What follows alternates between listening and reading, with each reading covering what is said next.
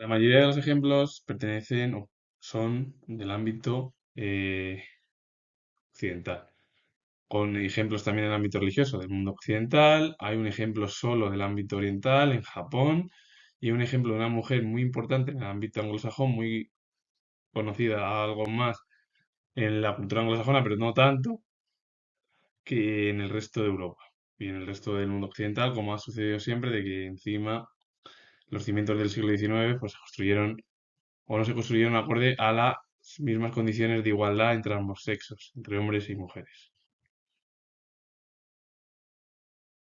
Antes de hablar de figuras del ámbito de la cultura, de las ciencias, voy a definir dos conceptos. El haiku, que por poema breve de origen japonés, compuesto por tres versos sin rima, de 5, 7 y 5 sílabas respectivamente, que totalizan 17 sílabas. El haiku, es un compuesto, bueno, de origen japonés y que no hay rima, sino que son 5, 7, 5 y al final lo que suman es 17 sílabas, sin ritmo, es decir, son compuestos por tres versos sin ritmo. Ese más o menos, bueno, pues lo que fue, bueno, pues algo importante en el ámbito oriental. La psicología normal es una rama de la psicología que se enfoca en el estudio de comportamientos, emociones y pensamientos inusuales que pueden estar asociados o no a enfermedades mentales.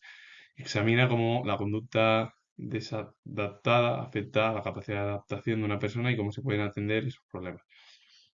En la psicología normal, la psicología más especialista para dejarlo un pelín menos negativo o en torno a que sea algo mejor, eh, una ofensa o es algo negativo, mejor dicho, pues es una psicología en la cual lo que intentan muchos de los especialistas es estudiar cómo se comportan las personas, sus emociones, sus pensamientos, que pueden estar relacionados con que tenga enfermedad, alguna enfermedad mental, no, pero es algo que es como una conducta desadaptada, es decir, que es como que está desadaptado, por ejemplo, la persona. Y esto puede afectar a la adaptación de la propia persona. Y claro, el objetivo al final de lo que tienen los especialistas, que voy a hablar de, por ejemplo, de alguno de ellos que fue neurólogo, aparte de médico, lo que te hablan de psicología normal es algo dentro del pensamiento de la psicología de cómo se comportan, bueno, pues las personas que tienen problemas, que no hace falta que tengan una enfermedad mental o no, sino que sea a lo mejor el comportamiento, sus emociones, o los pensamientos que tenga esa persona y el objetivo de ellos es intentar ayudarles para que tengan una vida lo más acorde y favorable a lo largo de su tiempo. Elías de Asís fue uno de los compañeros de San Francisco de Asís. Su nombre fue Bonus Varo, abogado brillante. Fue elegido ministro general en 1262, después de la muerte de San Francisco. Acrecentó de forma considerable la orden, pero la apartó de la austeridad primitiva. Un hombre que al estar cercano al círculo de San Francisco de Asís y luego siendo uno, o como fue uno de los abogados más brillantes, le eligieron ministro general en 1262 tras el fallecimiento de San Francisco. Y él acrecentó de forma considerable la orden, la apartó de la austeridad primitiva. Bueno, son Elías de Asís, pues está cercano. eh, y dentro de ese círculo de San Francisco de Asís, bueno, fue elegido pues, una de las figuras más importantes de la religión europea. Guinta Pisano fue pintor italiano, su obra más importante es un crucifijo pintado en 1736 para la Basílica de San Francisco de Asís, hoy perdido. Se le atribuyeron con certeza sendos crucifijos de fechas discutibles en Pisa, en Asís y en Bolonia. En plena adhesión a la Reforma franciscana, renovó profundamente la iconografía al potenciar en sus pinturas el dramatismo de las figuras. Un hombre de los más importantes en el ámbito de la pintura italiana y sobre todo medieval europea. Elizabeth Tollet fue poetisa británica. Sus obras supervivientes fueron variadas. Produjo traducciones de temas clásicos, poesía religiosa y filosófica, y poemas que abogaron por la participación de las mujeres en la educación y las actividades intelectuales como la filosofía natural. Hablar de Elizabeth Tollet como otras tantas mujeres del siglo XVIII y de otras eras históricas, lo que intentaron fue, bueno, realizar esa igualdad entre los hombres y las mujeres, sobre todo las mujeres, bueno, las mujeres y los hombres, con el objetivo de que todas las mujeres pudieran acceder a la educación, tuvieran acceso a las actividades intelectuales, como la filosofía natural, con el objetivo de que ellas también dejaran huella junto a los hombres en la cultura. en las ciencias sociales como en otros ámbitos que pueden ser las ciencias. Y en otros ámbitos, no hace falta tampoco que sea, como digo, es decir, en todos los ámbitos. El objetivo de muchas mujeres era la lucha por la igualdad entre ambos sexos. La familia Sidis, con William James Sidis y Boris Sidis, William James Sidis fue matemático estadounidense, un niño prodigio que sus padres huyeron de los programas del Imperio Ruso en Ucrania. Desde niño demostró poseer sorprendentes habilidades intelectuales de memorización, especialmente en las matemáticas y en el dominio de múltiples lenguas. Su padre, Boris Sidis, fue psicólogo, psiquiatra, filósofo de la educación, médico y psicopatólogo ruso-estadounidense. Fundó el Instituto Psicopático de Nueva York y el Journal of Abnormal Psychology junto a Morton Price. Y bueno, pues como he dicho yo, fue el padre de William James Sidis. William James Sidis fue uno de los niños más importantes y un niño prodigio por la gran memorización que tuvo y sobre todo en las matemáticas, en el dominio de múltiples lenguas. Bueno, su padre al final fue un especialista en el ámbito de la psicología y de la psiquiatría, aparte de ser filósofo de la educación, pero bueno, él estuvo dentro del ámbito de la medicina y del pensamiento estadounidense. Morton Price fue médico estadounidense, se especializó en neurología, del que fue pionero en Estados Unidos, y psicología normal, que es la psicología que hacen los especialistas para ver qué comportamientos tienen las personas, con el objetivo de dar las mayores facilidades a esas personas para que tengan la mejor vida posible en su entorno. Mariano Ozores fue director de cine, actor y guionista español, perteneciente a una familia dedicada a la actuación. Y una de las obras es Al este del oeste de 1964. Un hombre, bueno, pues, que falleció hace 2 días, el 20 de mayo de este mismo año. Michel de Guelderó fue dramaturgo belga en lengua francesa. En su obra exploró la condición humana en todo su horror y crudeza. Una de las obras es La balada del gran macabro de 1964. Un hombre que en su obra lo que expresó fue al final explorar la condición humana en torno al horror, a la crudeza. Prácticamente, como muchos escritores vivieron las dos primeras guerras mundiales, la pandemia, la crisis sanitaria de la pandemia de 1918, el crack de 1929, ese crack económico que colapsó toda la economía mundial. San Francisco de Paula fue franciscano italiano. Fundó la Orden de los Mínimos. Ingresó en la Orden franciscana en 1429. Con solamente 13 años y después de pasar un año en el convento franciscano de San Marcos Argentano, se retiró a la vida eremítica en una cueva en la costa cerca de Paola. Hacia 1465 se unieron a él otros compañeros y fundó el primer monasterio. Pronto, otros monasterios congregaron a más monjes adeptos por toda la región de Calabria. Un hombre que prácticamente se marchó a hacer la vida de ermitaño y a partir de ahí muchos compañeros le siguieron y comenzó a fundar su primer monasterio, congregaron incluso más monasterios, toda la región de Calabria, y dejó huella en el pensamiento cristiano europeo. Antoni Viladomat fue pintor español, formado en el taller de su padre, pintor dorador, perfeccionó su estilo junto a F. Gali y Viviena, establecido en Barcelona desde 1703. Sus principales obras dataron de la tercera década del siglo XVIII, destacaron la serie de 1624 sobre la vida de San Francisco de Asís y los lienzos para la capilla de Dolors unida a la parroquia de Santa María de Mataró entre 1722 y 1737.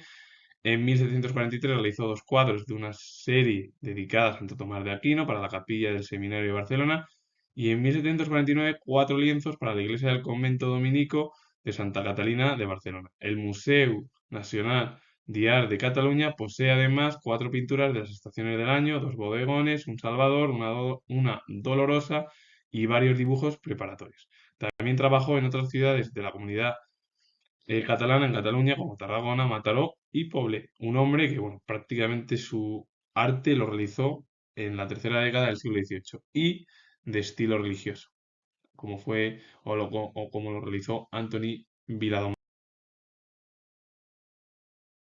Heinrich Heine fue poeta alemán en Prusia. De origen judío, estudió literatura, derecho y filosofía en Bonn y Berlín, que fueron las dos capitales de la...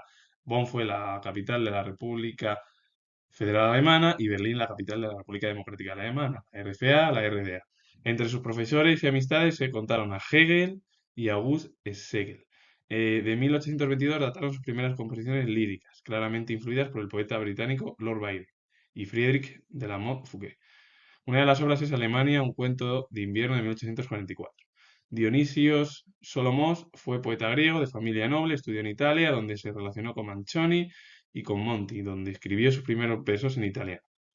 Al estallar la Guerra de la Independencia helénica o la Guerra de la Independencia griega, compuso la obra que fue el himno a la libertad de 1823, algunas de cuyas estrofas se transformaron en el himno nacional griego, es decir, el himno a la libertad fue unas estrofas en lo que hoy es el himno actual de Grecia.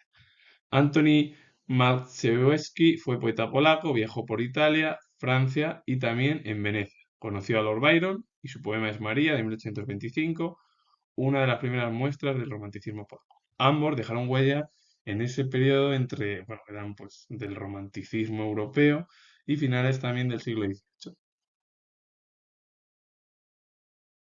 Matsuo Baso fue poeta y prosista japonés. Perteneció al periodo Edo, célebre por sus haikus, que son poemas japoneses, y sus libros de viajes. Dotado de una sensibilidad particular para captar la sutil belleza de lo cotidiano, fue el poeta japonés por excelencia. Ocupó un lugar muy destacado en la literatura japonesa, no solamente por su misma obra, sino también por su personalidad ejemplar que sirvió de modelo a generaciones enteras de poetas y también por haber convertido el haiku o haiku, género hasta entonces artificioso y convencional, en una efusión directa llena de sutileza entre el mundo natural y el alma del poeta. Efusión que es revivida y sentida por el nuevo. La obra es La senda del norte de 1594, en los que aunaba poesía y prosa. Él fue el inventor del haiku, que es el poema japonés importante. Él fue una figura primordial en el ámbito de Japón y dentro de la cultura y bueno, de la forma de pensamiento asiática o de la cultura oriental. Y dejó huella para las futuras generaciones, tanto en su país como en todo el ámbito asiático. Carolus Duran fue pintor francés, destacado retratista de la sociedad francesa de finales del siglo XIX, inició sus estudios de arte en su ciudad natal y los continuó en París, donde tuvo la oportunidad de conocer la obra de los pintores realistas, de ese periodo del realismo, y especialmente conoció la obra de Gustave Courbet, uno de los principales pintores más importantes del realismo europeo y también de Francia. La obra que se encuentra con el propio autor francés es La Dama del Guante de 1869. Se encuentra en la diapositiva. La Dama del Guante. Franco Zeffirelli fue director de cine y teatro italiano. Su nombre fue Gianfranco Corsi, aunque él ha pasado con el seudónimo artístico, como he dicho, Franco Zeffirelli, y bueno, fue autor de algunas películas más representativas del cine italiano del último cuarto del siglo XX, de los últimos 25 años. Aportó al séptimo arte una visión esteticista y decadente, aunque no exenta de humanidad y ternura. Es decir, veía que el arte era esteticista, de la estética estaba en decadencia, pero siempre con esos puntos al final de humanidad, de ternura que tenemos los seres humanos, ¿verdad? Hay que decirlo. Y la película Romeo y Julieta también está en la diapositiva, que se estrenó en 1968, acaso la más apreciable de las adaptaciones cinematográficas de la tragedia shakespeariana. Aprovechó su anterior experiencia en el montaje de la versión teatral que había dirigido con gran éxito pues 8 años antes, que fue en 1960. Y Zeffirelli fue uno de los directores más importantes del ámbito del cine, pero a su vez también del teatro. De ahí luego del teatro le vino lo que expuso en el cine. Y ya el siglo XX fue, pues, ya desde finales del siglo XIX, con los hermanos Lumière, ese ámbito del cine, bueno, pues todo cambió ya en el ámbito de las series y en el ámbito de las películas, que se fueron modernizando, y luego también la música, que fue cambiando también. Así que con ello finalizo. Comentar que soy historiador. Si os gusta este vídeo relacionado con el mundo cultural y diversos ejemplos en que todos pertenecieron al ámbito, bueno, al ámbito occidental y algunos en el ámbito religioso, y solo hay uno en el ámbito oriental, como fue el caso japonés. Así que si os ha gustado, darle a like, suscribiros, comentar, vuelvo a repetir que soy historiador y nos vemos en el próximo vídeo.